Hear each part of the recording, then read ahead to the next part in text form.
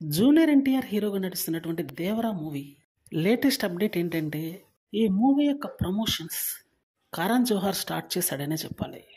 ఎందుకంటే కరణ్ జోహార్ టాలీవుడ్‌లో pan Indian మూవీస్‌గా వస్తున్నటువంటి భారీ మూవీస్‌కి అతను ప్రమోటర్‌గా ఉంటున్నాడనే చెప్పాలి.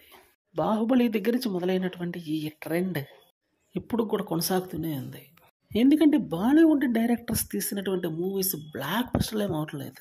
మ్యాక్సిమం హిట్ అవుతున్నాయి కాబట్టి ఇటువంటి మూవీస్ మీద ఫోకస్ పెడితేనే కొంచెం ఎక్సలెంట్ ప్రాఫిట్స్ వచ్చేది. కాబట్టి ఈ విషయాన్ని ఇలా ఉంచితే వార్ 2 తీస్తున్నటువంటి అయాన్ ముఖర్జీ మూవీని ఎలా తీస్తాడు అన్నదైతే కొంచెం ప్రస్తుతానికి ఒక సస్పెన్స్ లానే మారిందని చెప్పాలి.